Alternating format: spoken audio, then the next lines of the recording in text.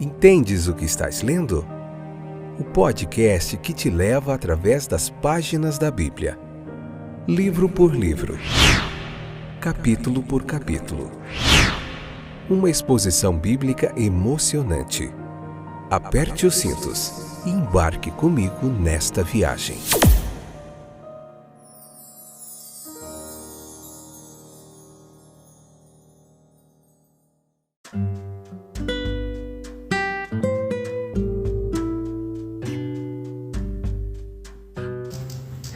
Olá, meus queridos companheiros de viagem através das páginas da Bíblia. Eu sou o Fábio, estou de volta para a gente continuar esse trabalho fantástico de explanação do texto bíblico, a pregação expositiva da Bíblia Sagrada. Como vai vocês?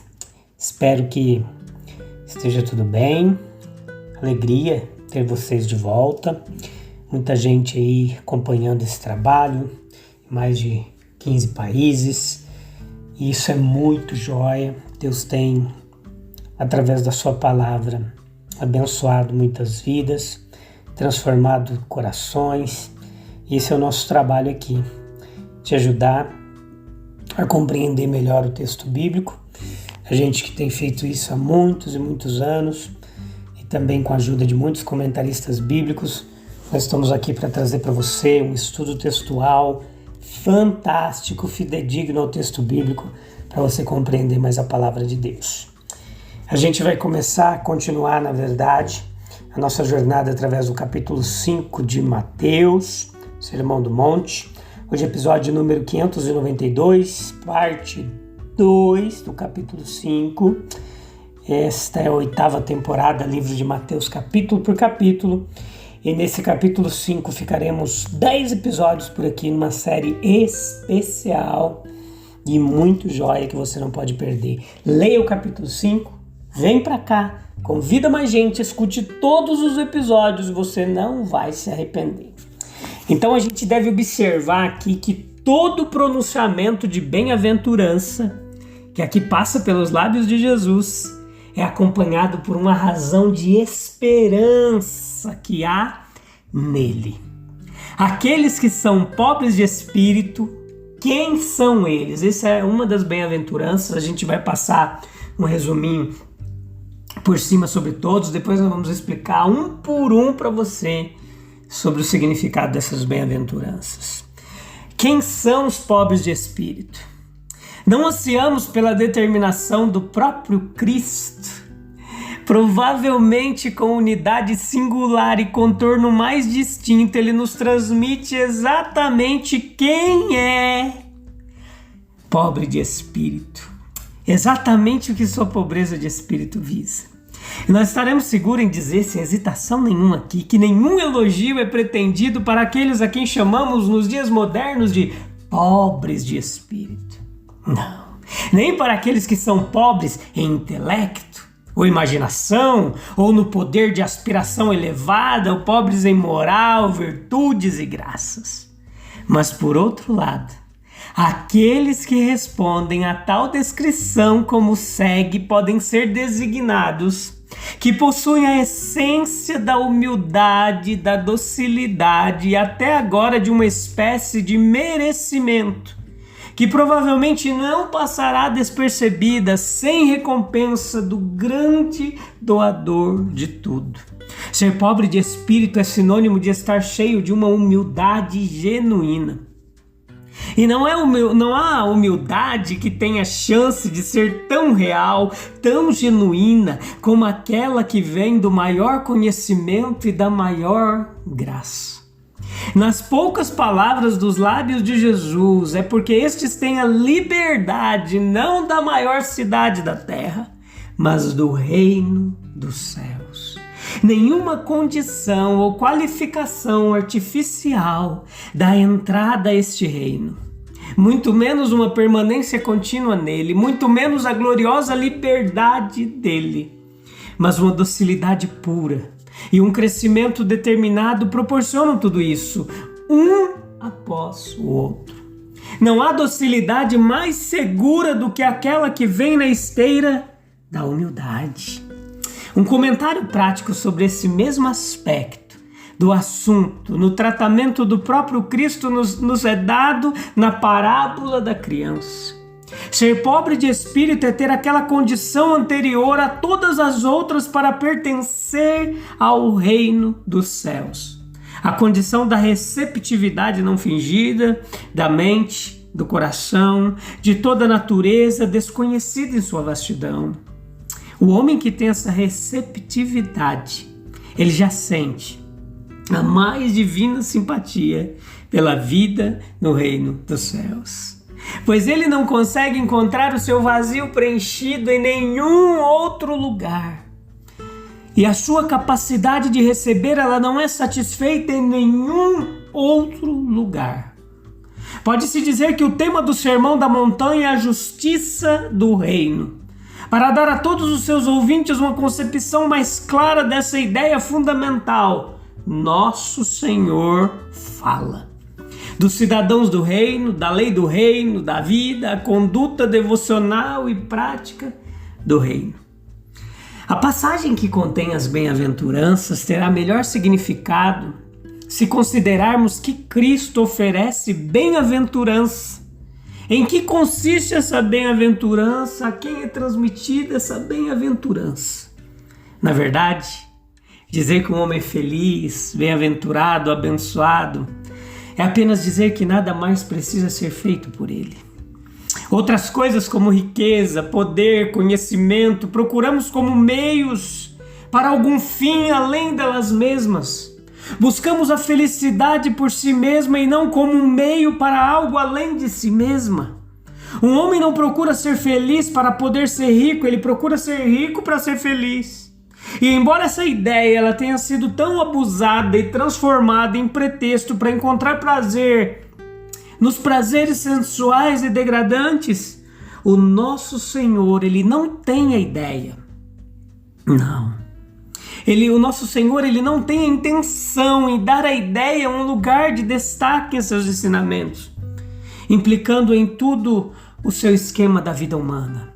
Ninguém prega o autossacrifício como nosso Senhor faz. Ninguém vai tão longe ao exigir que demos a própria vida pelos outros. Mas com que argumento ele nos induz a fazer isso? Garantindo-nos que quem perder a vida a salvará. Nas próprias palavras que ordenam o autossacrifício absoluto, ele respeita o instinto de autopreservação.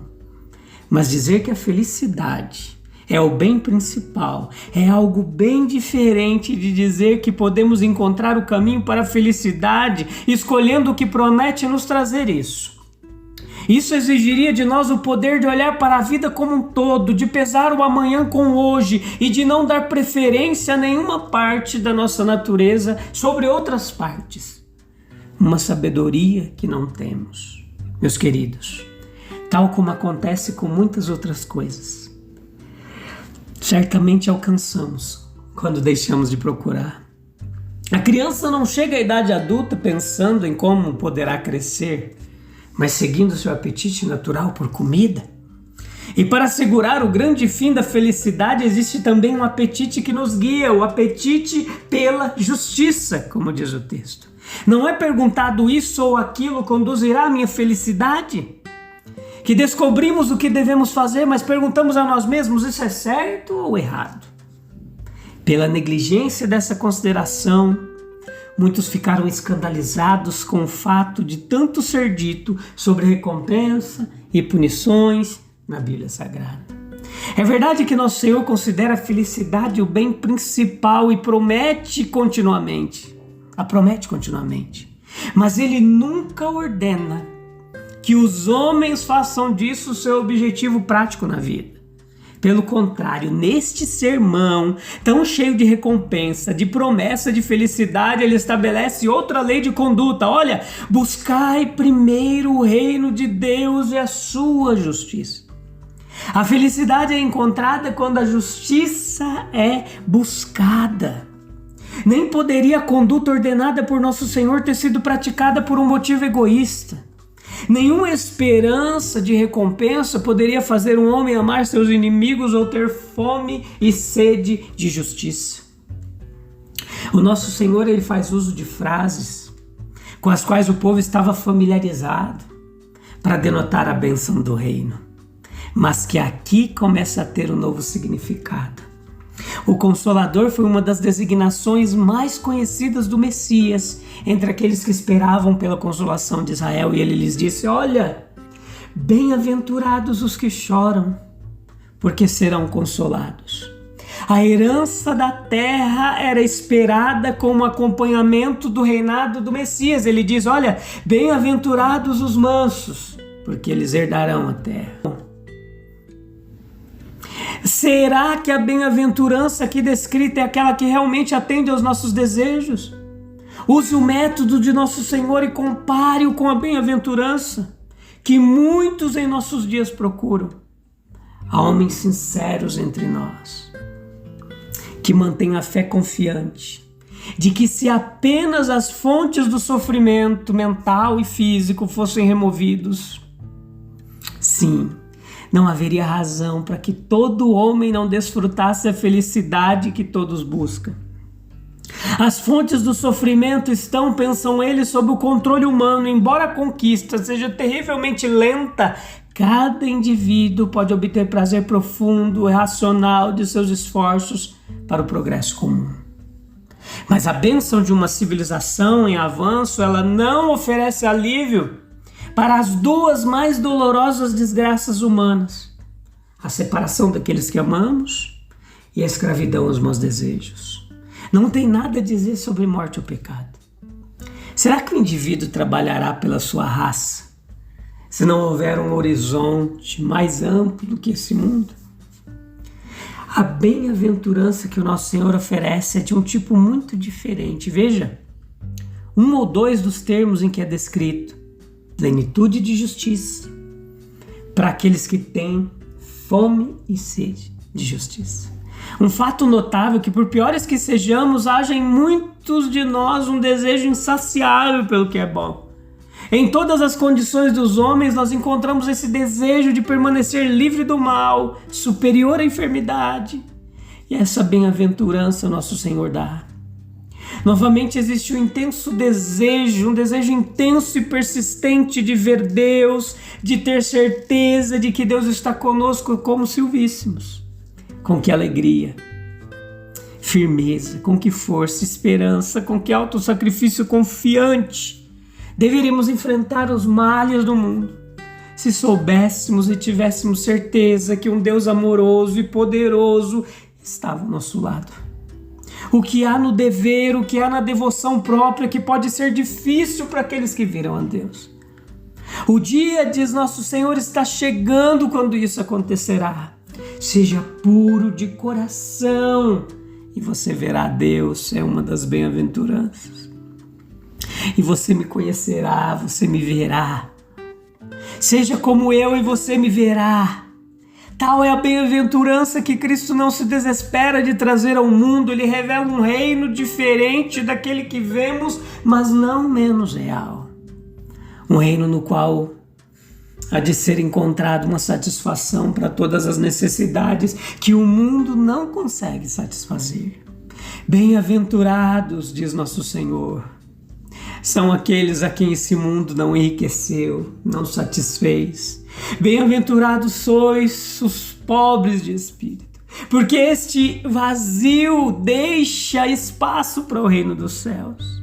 Bem-aventurados os que choram, porque para toda tristeza uma bem-aventurança especial será traído para o coração de Deus e receber seu cuidado paternal especial será traído para o coração de Deus.